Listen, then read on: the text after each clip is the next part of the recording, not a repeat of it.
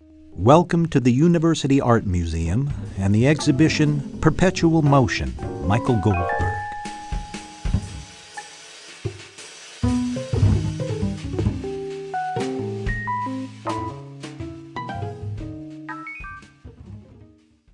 Before we begin, here's a little biographical information on the artist. As one of the luminaries of the New York School, Michael Goldberg pushed the boundaries of the so-called second generation of abstract expressionists, contradicting the uniquely American style of painting. Goldberg proclaimed the influence of the European tradition on his technique and subject matter and explored the shared ground between American and European practices. A New York native, Goldberg expressed an interest in post-Renaissance European painting, gaining early exposure to European masterworks during summer trips to Europe as a boy with his grandparents. At 17, he began attending Hans Hofmann's School of Fine Art, but interrupted his studies to enlist in the U.S. Army. In 1948, he resumed his studies and was introduced to the work of Willem de Kooning, amongst many others. In 1951, Goldberg participated in the groundbreaking 9th Street Show, which included works by Jackson Pollock and Joan Mitchell. In 1962, he purchased Mark Rothko's Manhattan Bowery Street studio, and in 1979, Goldberg married fellow artist Lynn Umlauf and began to spend summers working in Italy, splitting time between Tuscany and New York.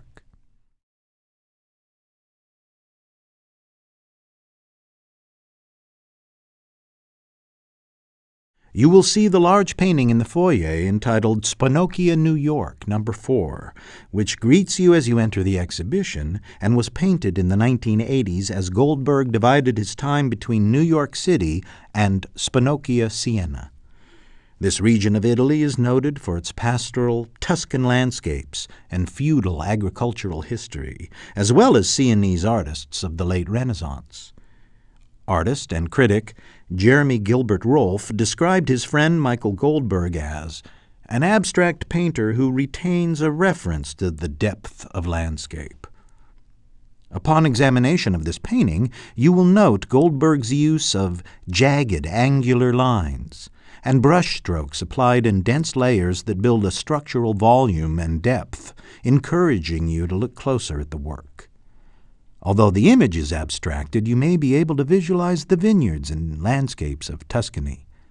Note the peach-toned form on the left side of the foreground that helps to situate the viewer in this bucolic setting amidst rows of grapevines and a background of rolling hills bordered by a transparent mist. His representational, yet still abstracted content allows the Spano Sienna paintings to reveal volume while still retaining an all-overness of pattern.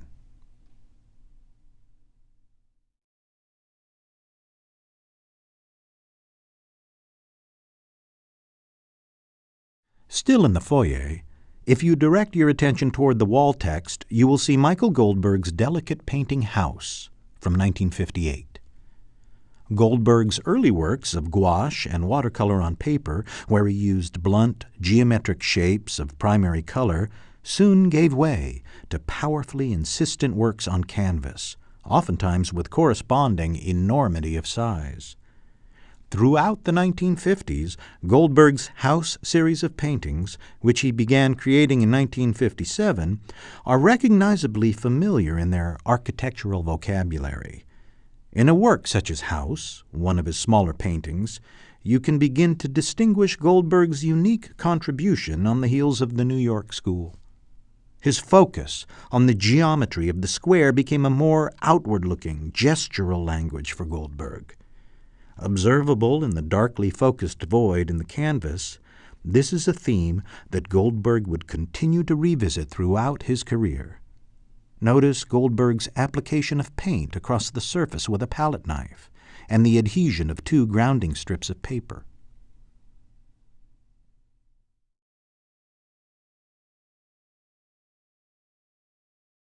Please move through to the center court. On the wall to the left, as you enter the center gallery, is Untitled, 1951 to 1952, one of the 4 works included in the exhibition from the UAM's permanent collection, a work that bears distinct stylistic traits that relate it to the earliest work we have in the exhibition, 1949's Untitled, which you also may have noticed upon entering this gallery. Looking back on the early development of his career, Goldberg defined it as a kind of blown-apart cubism. Grander in scale than the diminutive painting of 1949, you can see Untitled shows a deliberate reworking and expansion of the geometric shape. With its yellows, reds, and blues, Goldberg was working out structural forms before emerging fully with a looser application of paint and an exploration of what abstraction could be. Said Goldberg, "I got more involved around 52, 53 with the way in which de Kooning's paint was put on, but I was influenced by Pollock's attitude, certainly. These influences, and his handling of the materials in a much more loose manner, came to fruition in the extraordinary Madame Recamier."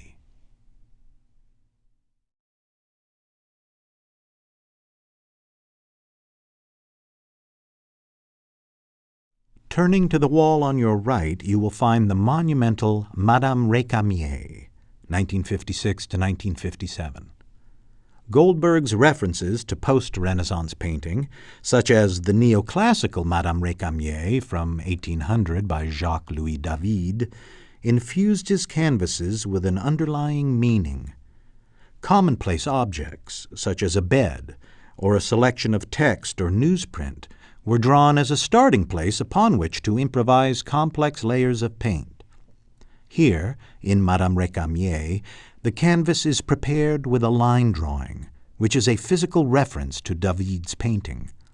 In his construction of the work, Goldberg sketches a figure on the raw canvas, which he then obscures by layer after layer of paint applied with a trowel, newsprint, and tape. You can see just how thickly the materials are applied and the depth of the surface. By the end of the process, the sizable drawing beneath has been completely obscured, although the spirit and title of the work remains.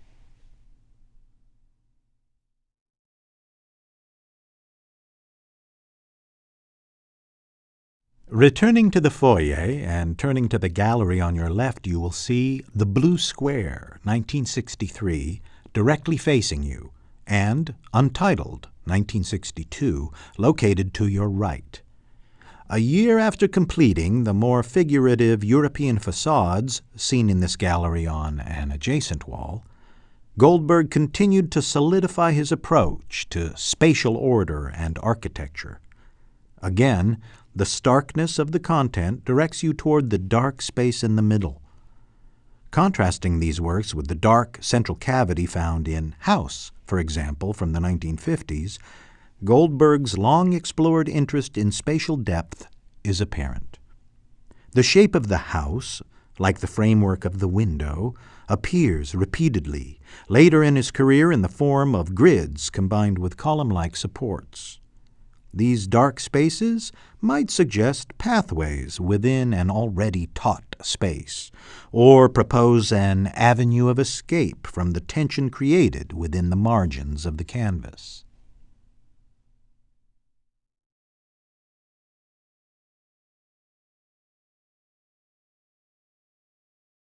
As you exit this gallery, you will pass again through the foyer to the gallery opposite. In the left corner, you will find Bowery Days 30, 1993. In the early 1990s, Goldberg employed a bold use of color, texture, and collage to represent his personal experience. He commented, "I like the physicality of what I'm doing. I like the feeling of applying material to a surface. I push the paint around hard. I like that resistance." Bowery Days 30 is named for the area in New York where Michael Goldberg lived and worked, and references Goldberg's studio loft located in the Bowery of New York City. The building, which has an exterior of red brick and verdigris ironwork, is echoed in the bold colors of this work. Note the specific types of markings, such as stripes, stars, and cross-hatching that Goldberg uses to build solidity in the composition.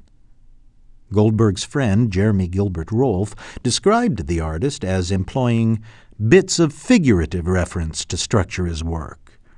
The viewer is presented with a riddle by the inclusion of the number 15 written in the ochre triangle and the yellow square shapes.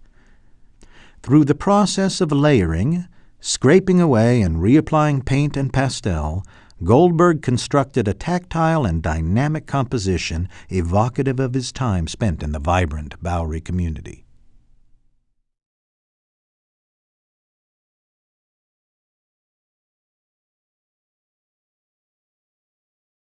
Also in this gallery you will find Moshulu Parkway and Gun Hill Road, both produced while living in his New York studio in 1995. The titles of these two pieces refer to areas in the Bronx borough of New York. Moshulu Parkway has an interesting history. The word Moshulu is Algonquin, meaning smooth or small stones, and the title of the work references a brook that once ran through a nearby park and which has now been urbanized into a major roadway. You can see how the artist uses mostly black, white, and gray to set a somber mood to the painting. His irregular gestures transform block-like formations into ones with transparency and depth. He then manipulates the application by blending, scraping, and layering the color, satisfying one of his objectives later in his career, to remove his handprint and achieve a sense of anonymity to his work. Also with an interesting background, Gun Hill Road, previously known as King's Bridge, was the site of an American garrison during the Revolution. In his painting, Goldberg uses energetic circular strokes to cover the canvas. Notice how the layers of color create a linear structure. The small yellow square tucked into the top of the canvas suggests a window-like opening.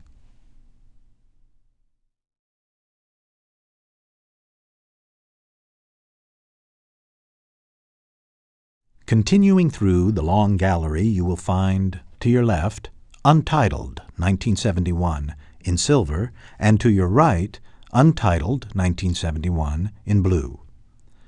You are met by these two commanding works, which are emblematic of Goldberg's interest in experimentation with new media.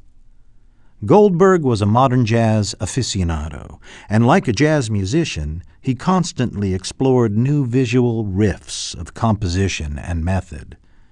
Close examination of these two untitled works reveals a soft, liquid-like outline still visible in the coarse metallic surface. Although the limited palette exposes the graininess of the surface of the canvas, you can see a far more subtle, geometric pattern in the restrained shift in color. The rough texture and luminosity achieved by the use of the bronze powder emulsified in an acrylic paint flux allowed Goldberg to experiment with shape and surface texture in a new way. Goldberg once stated, "I want to establish a kind of structure that people cannot feel secure about." If you look closely, you can see that these immense canvases actually consist of multiple pieces whose random divisions reveal the unease and insecurity of their possible separation from the whole, creating a structural tension.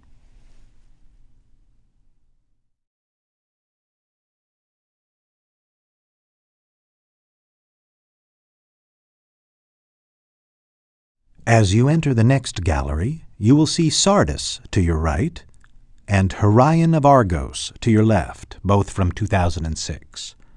The paintings during the final phase of Goldberg's career recall the imposing, window-like frames of earlier decades. Like Barnett Newman's Zip paintings, where blocks of color and linear striations encourage a vertical reading, Goldberg's later work leads your eye to skip across the picture plane. If you look closely, you can see how the sheer squares of color show the depth that Goldberg was able to achieve with his oil sticks. There are traces of deep space, as in The Blue Square, or the turbulence found in House. Yet perhaps they also recall the impressionistic sketches of his 1960s European series of facades, with the addition of jubilant color and tense excitement. With these final paintings, Goldberg revisited the physicality possible with paint, the gesture just barely contained by the structural restraints in his grid work.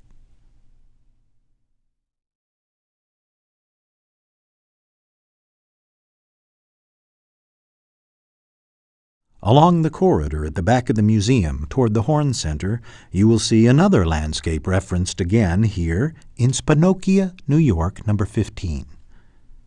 Although this work is from the same year as the painting in the foyer, it has a more tumultuous appearance. Notice that the artist has placed a form in the left front of the painting, this time in bold red. The illusion of landscape is referenced again by the building of an agitated foreground giving way to mountainous arcs in the distance. This abstract representation of landscape is informed by Goldberg's knowledge of architecture as well as his passion for study of artists of the late Renaissance.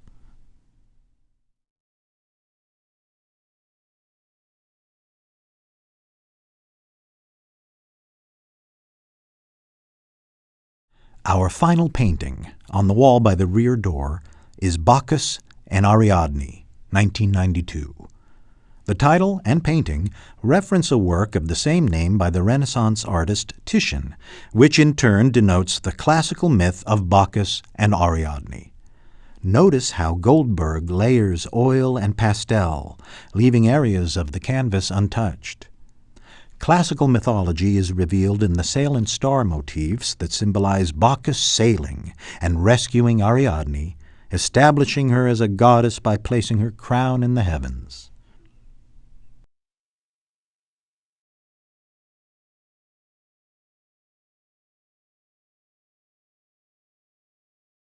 As we conclude, it is possible to see that the ferocity that Goldberg applied to his over 60-year career culminated in the expansive grid work of the 2000s. Building up and tearing down was his architectural language, his structures always in the process of emerging, their realization always on the verge. As one who enjoyed candid conversation, Michael Goldberg was not merely an extension of abstract expressionism, but one who spoke in terms that both embraced its heroicism and revealed the insight and humor to note its absurdity.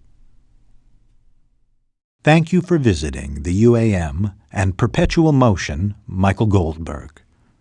We look forward to seeing you again at this and future exhibitions.